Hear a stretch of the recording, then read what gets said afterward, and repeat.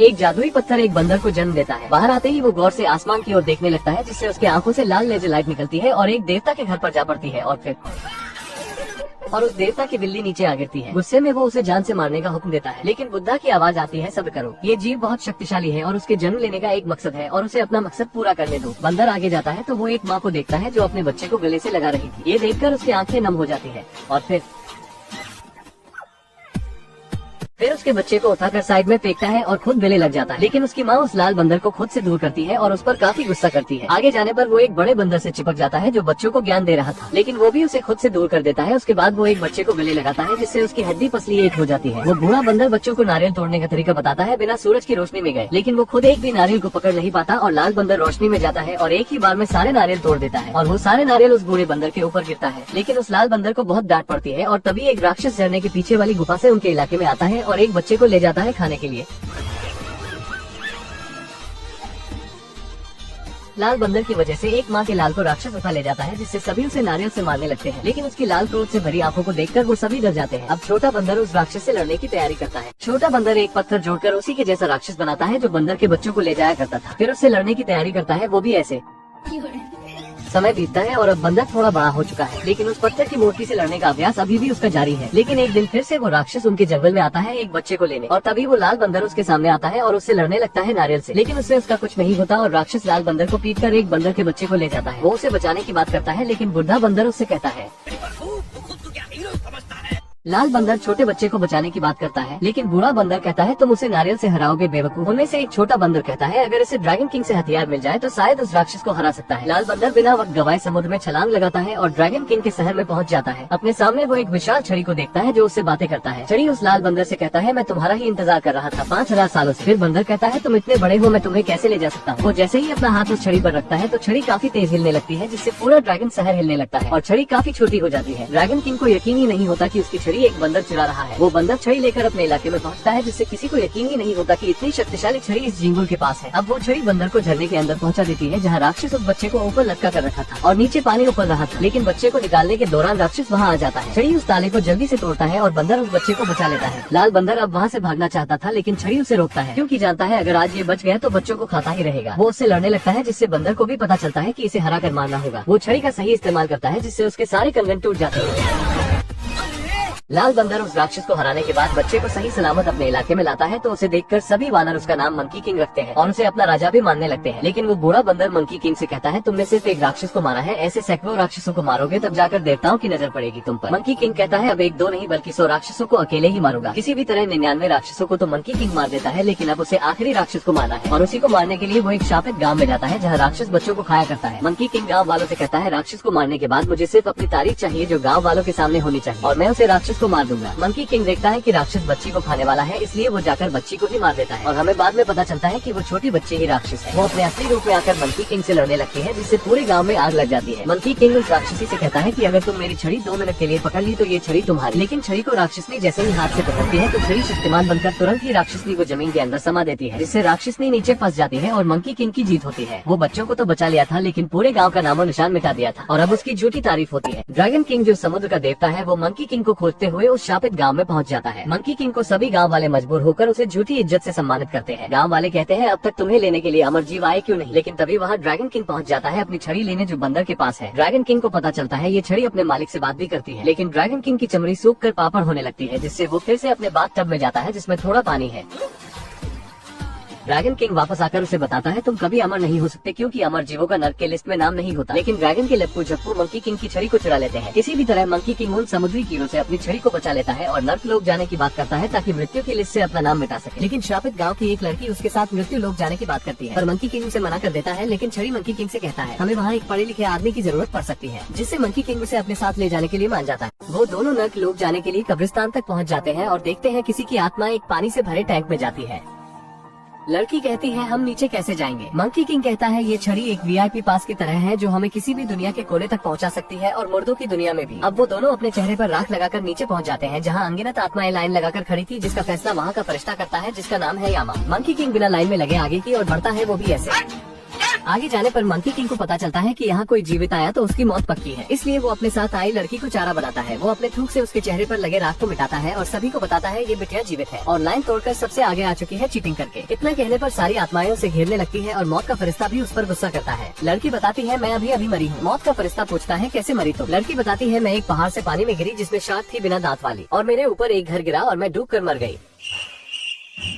मौत का फरिश्ता कहता है चलो मान लेते हैं अजीबो गरीब मौत। मंकी किंग मृत्यु लोक में पहुंचकर आत्माओं के बीच में लड़की को जिंदा भूत बताकर सभी का ध्यान उसकी ओर करता है और वो किताब घर की ओर निकल जाता है जहां सभी की सूचियां रखी गई है। नौटंकीबाज लड़की मौत के फरिश्ते को अजीबो गरीब मौत का बहाना बताकर मंकी किंग के पास पहुंच जाती है जहाँ सभी के नाम के साथ मौत की तारीख की किताबें होती है और तभी वहाँ यामा आ जाता है उन दोनों की सूचियां लेकर। ये देखकर बंदर थोड़ा खुश होता है इसलिए क्योंकि अब उसे इतनी सूचियों में से सिर्फ एक सूची ढूंढनी नहीं पड़ेगी। यामा मौत का ठप्पा लगाता है जिससे उसके कई सारे अवतार प्रकट होते हैं मंकी किंग को मारने, लेकिन मंकी किंग की छड़ी उसे भी अवतार बनाने का आइडिया देता है। वो अपने बालों को तोड़कर कई सारे अवतार बना लेता है। आखिर में मंकी किंग को असली यामा मिल जाता है और उसकी बुरी तरह से धुलाई करता है और लड़की को उसके टकले से दोनों सूची मिल जाती है। वो मंकी किंग को बताती है तुम्हारा कोई परिवार नहीं। वो थोड़ा उदास तो होता है लेकिन मृत्यु सूची से अपना नाम मिटाने के लिए जैसे ही सूची लेने जाता है तभी यामा ग्रेविटी अंडू भंडू पोर्टल खोल देता है जिससे वो सभी चीजों को खींचने लगता है, लेकिन मंकी किंग की छड़ी उसे बचा लेती है और मंकी लड़की को बचा लेता है। उसके बाद वो अपनी छड़ी से उसके जादुई छड़ी को तोड़ देता है और उससे ही अपनी मृत्यु की लिखित उम्र मौत के शब्दों को मिटा देता है जिससे अब वो अमर हो जाता है और यामा की भान फटती है। वो जेड एम्परर को वीडियो कॉल लगाता है। उसके बाद वो अपनी छड़ी से उसके जादुई छड़ी को तोड़ देता है और उससे ही अपनी मृत्यु की लिखित उम्र मौत के शब्दों को मिटा देता है जिससे अब वो अमर हो जाता है और यामा की भान फटती है। वो जेड एम्परर को वीडियो कॉल लगाता है। यामा जेड एम्परर से कहता है मेरी मदद करो, ये हरामी बंदर नर्क में घुस आया है। लेकिन मंकी किंग जेड एम्परर से कहता है एक अच्छी खबर है, पहले सभी अमर जीवों को इकट्ठा कर लो, मैं पधारने वाला हूँ और हम पड़ोसी होंगे। जेड एम्परर कहता है भूल जाओ तुम सिर्फ एक बंदर हो, ना कि कोई बजरंगबली, और तुम हमारे जैसे नहीं हो। मंकी किंग कहता है मैंने तो अपना नाम सूची से काट दिया है। जेड एम्परर कहता है उससे तुम सिर्फ आधे अमर जीव हुए, तुम बुढ़ापे से नहीं मरोगे लेकिन तुम्हें कोई हराकर मार सकता है। फिर मंकी किंग लड़की की तरफ देखने लगता है। लड़की कहती है ऐसे मत देखो, मैं बंदरिया नहीं हूँ। मंकी किंग जेड एम्परर से पूछता है क्या कुछ ऐसा है जिससे कोई पूरा अमर हो सके? जेड एम्परर कहता है नहीं, ऐसा कुछ नहीं है, नामुमकिन। लेकिन यामा बताता है गुरुजी हमारे पास अमर होने वाली नुस्खे की किताब है ना। मंकी किंग छड़ी से कहता है दरवाजा और लड़की से कहता है किताब और खुद से कहता है। यामा उन दोनों को धनुष बाढ़ लेकर दौड़ा लेता है और बंदर आत्माओं को मारकर पीटते हुए आगे बढ़ता है। बंदर छड़ी को आगे फेंकता है और वो बड़ी होने लगती है। वो दोनों छड़ी की मदद से जमीन के नीचे से ऊपर की ओर आ जाते हैं। बंदर उससे अमर नुस्खे की किताब के बारे में पूछता है लेकिन लड़की के पास नहीं होता और उसकी बंदर से फटने लगती है। बंदर उसे किताब दिखाता है और कहता है निकल गई ना टट्टी। फिर जाहिल बंदर लड़की को किताब पढ़ने के लिए देता है। लड़की पढ़ती है। पूरा अमृत तभी मिलता है जब कोई जादुई बीज खाए जो उगता है अनंत जीवन के मंत्र मुख बागान में। बंदर पूछता है ये कहाँ है? लड़की बताती है ये पता करने में समय लगेगा। बंदर उससे कहता है अगर 5 मिनट में नहीं बताए तो मेरी लाठी तुम्हारी खोपड़ी। लड़की एक तालाब के पास जाती है और जादुई सीसी से कुछ बूंद तालाब में डालती है और उसमें से ड्रैगन किंग का साया दिखता है आईने के रूप में और हमें पता चलता है कि ये लड़की उस ड्रैगन किंग से मिली हुई है जो मंकी किंग की छड़ी चुराना चाहता है। लेकिन मंकी किंग इस लड़की पर बहुत भरोसा करता है अपनी बहन समझकर, क्योंकि मंकी किंग के ना ही माँ बाप है और ना ही कोई दोस्त।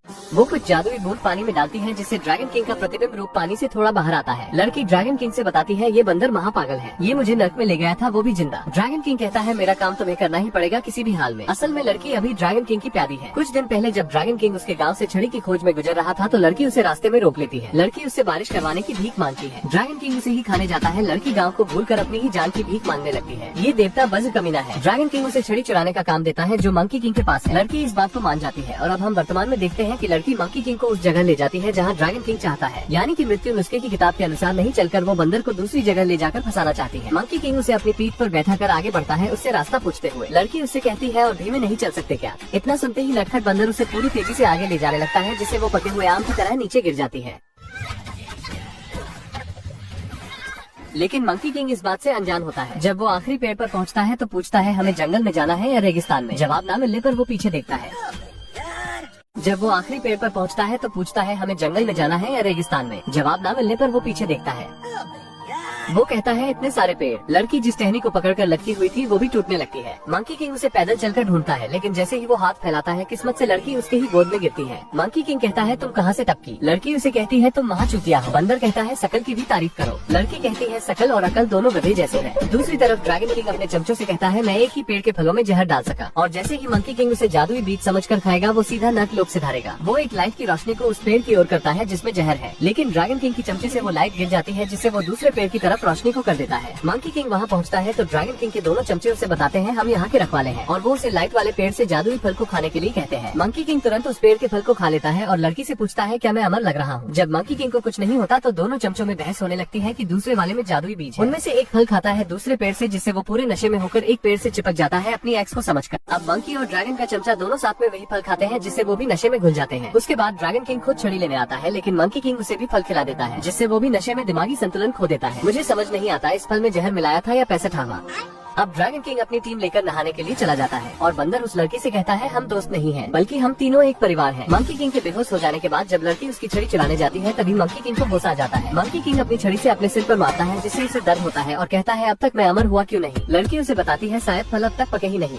बंदर उसे छोड़कर जाने लगता है ये कहकर कि लड़की मेरे किसी काम की नहीं। फिर लड़की उसे बताती है तुमने ही अभी मुझे अपने परिवार में शामिल किया है। मंकी किंग कहता है मैंने नशे में कहा होगा और दोनों में बहस होने के बाद मंकी किंग कहता है शायद मैं कभी अमर ना हो सकूं। लेकिन उसकी छड़ी उस किताब की ओर इशारे करती है और मंकी किंग लड़की को किताब पढ़ने के लिए कहता है। लड़की पढ़ती है अमृत विभाग की मुख्य अधिकारी जादूगरनी स्वर्ग की रानी को अक्सर अपना प्रसिद्ध अमृत का उत्पादन करती है, यानी कि स्वर्ग में उसे अमृत मिल जाएगा। इतना सुनते ही मंकी किंग खुश हो जाता है और लड़की को अपनी पीठ पर लाद कर स्वर्ग में जाने की उड़ान भरता है। लड़की नर्क और स्वर्ग का सफर कर रही है, वो भी जीती। लड़की पढ़ती है अमृत विभाग की मुख्य अधिकारी जादूगरनी स्वर्ग की रानी को अक्सर अपना प्रसिद्ध अमृत का उत्पादन करती है, यानी कि स्वर्ग में उसे अमृत मिल जाएगा। मंकी किंग इतना सुनते ही खुश होकर लड़की को अपनी पीठ पर लाद कर मंकी किंग झींगा लाला झींग करते हुए स्वर्ग की ओर उड़ान भरता है। लड़की नर्क और स्वर्ग का सफर कर रही है, वो भी जीते जी। वो दोनों बादल पर उतरकर स्वर्ग की रानी को देखते हैं जो कुछ जादुई जड़ी बूटी लेने चली जाती है। अब दोनों दरवाजे पर पहुंचते हैं लेकिन दरवाजा लॉक होता है। मंकी किंग पास में रखे मूर्ति को हटाता है और उसे दरवाजे की चाबी मिल जाती है, लेकिन अंदर जाने के बाद बंदर कहता है यहाँ कहीं ना कहीं अमर होने का अमृत छिपा हुआ है। वो एक सीसी को उठाकर पीने जाता है, तभी लड़की उसे मना करती है, लेकिन वो सीसी में रखे दवा को सूंघ लेता है जिससे उसका शरीर और दिमाग दोनों छोटे हो जाते हैं। और छोटे होने के बाद बंदर सारी सीसियों को गिराने लगता है और उस कमरे में काफी उधम मचाता है। वो टेबल पर रखे जादुई फल को खाता है जिससे वो अलग अलग जगह पर टेलीपोर्ट होता है और लड़की के भी हाथ एक फल लग जाता है और वो खुद के पास रख लेती है, लेकिन बंदर एक पिंजरे में टेलीपोर्ट हो जाता है जिससे वो फंस जाता है। लड़की उसकी छड़ी को ले जाने लगती है, लेकिन बंदर के रोने पर उसका दिल पिघल जाता है और वो बच्चे को बाहर निकालती है जिससे वो उसके गले लग जाता है। लड़की उस छोटे बंदर से कहती है मुझे मेरे गांव वालों को बचाना ही होगा। वो उसे छोड़कर उसकी छड़ी को लेकर जाने लगती है, लेकिन बंदर पास में रखी वही सीसी की फिर से सुगंध ले लेता है जिससे वो अपने पहले के आकार में हो जाता है।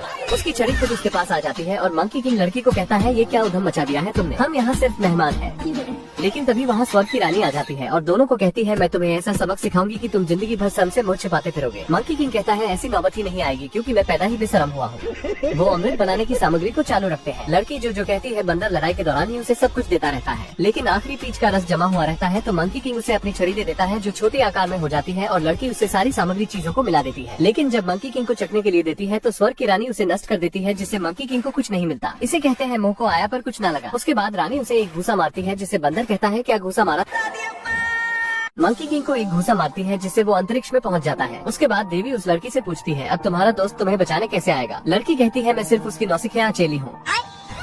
लड़की उस देवी को बताती है मुझे तो उसकी छड़ी चाहिए थी ताकि मैं अपने गांव को सूखने से बचा सकूं। देवी उस लड़की से कहती है छड़ी लो और जाओ, जेड एम्परर तुम्हें नीचे छोड़ देंगे। लेकिन जाने से पहले लड़की उस देवी से पूछती है उसके साथ क्या करोगे। देवी कहती है उसे तुम्हारी कोई फिक्र नहीं। जब ग्रेविटी की वजह से मंकी किंग नीचे आता है तब उसकी छड़ी वहाँ नहीं होती। देवी उसे अपनी शक्तियों से मारने लगती है जिससे उसका शरीर सुन्न हो जाता है। वो बिल्कुल अधमरा हो जाता है क्योंकि उसकी लड़ाई एक देवी से हुई है। और वैसे आपने तो ये सुना ही होगा एक नारी सब पे भारी। लेकिन लड़की के दिल में फिर से रहम आता है और वो लौटकर उसके पास पहुँच जाती है और उसकी छड़ी लंबी होकर उसके मुंह में अमृत पहुँचा देती है, क्योंकि जिस छड़ी से मृत्युंजय को मिक्स करके मिलाया गया वो उसकी ही छड़ी थी, जिससे मंकी किंग पूरी तरह से अमर हो जाता है। और जब देवी जी अपनी शक्तियों से उस पर हमला करती है तो वो और भी शक्तिशाली होता जाता है। देवी समझ जाती है कि इससे लड़ना ठीक नहीं, इसलिए वो सभी देवताओं को का संदेश भेज देती है। लड़की मंकी किंग को देवी जी से लड़ने से मना करती है, लेकिन वो किसी की नहीं सुनता। इसलिए लड़की अपने पास में रखे वही टेलीपोर्ट होने वाले फल को खाती है जिससे वो नीचे गिरने लगती। लड़की मंकी किंग को देवी जी से लड़ने से मना करती है, लेकिन वो किसी की नहीं सुनता। इसलिए लड़की अपने पास में रखे वही टेलीपोर्ट होने वाले फल को खाती है जिससे वो नीचे गिरने लगती है और बंदर अपनी लड़ाई रोककर उस लड़की को सही समय पर बचा लेता है।